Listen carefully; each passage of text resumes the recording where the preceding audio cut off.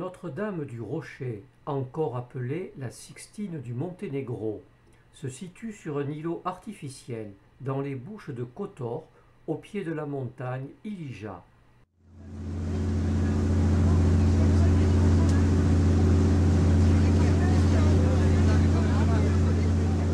Cet îlot a été construit grâce à des pierres jetées dans la mer de façon systématique dès le milieu du XVe siècle. D'une surface de 3000 m², elle abrite un sanctuaire votif cher aux marins de Péraste et de Kotor. L'on y trouve une église, d'anciens logements, une maison de gardien et un phare prévenant les navires partant de Brune. L'édification de ce complexe religieux est liée à la guérison d'un habitant de Péraste qui a découvert en 1452 une icône de la Vierge sur un rocher au milieu de la mer. Ce n'est qu'en 1752 que le sanctuaire a acquis son aspect actuel.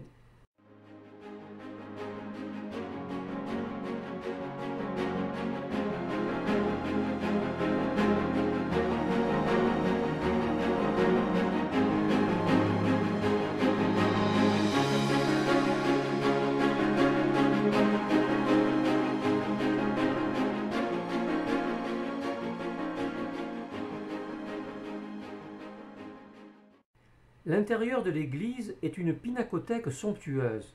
L'on peut y voir les peintures baroques du peintre Trippo Cocolgia. L'on y trouve également 2000 tablettes votives en argent, cadeaux d'individus pieux qui remercient pour les grâces reçues. Ces ouvrages d'orfèvres locaux étaient offerts par des navigateurs sauvés des dangers de la mer.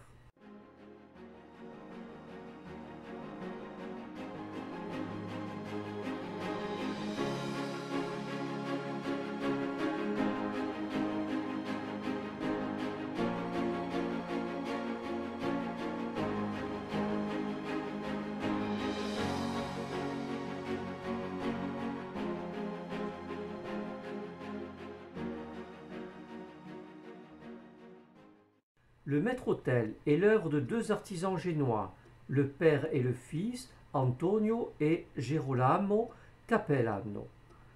Dessiné à Venise et envoyé à Gênes, l'autel a été ramené en 1796 par le capitaine Josip Rupéier.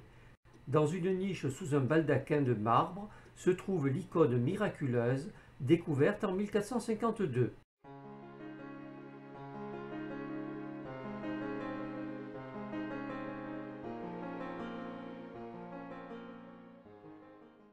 Ce sanctuaire de navigateurs conserve aussi de nombreux ex-voto sous forme de tableaux rappelant des incendies, des tempêtes, des accidents, des attaques de pirates ou des combats contre les Ottomans.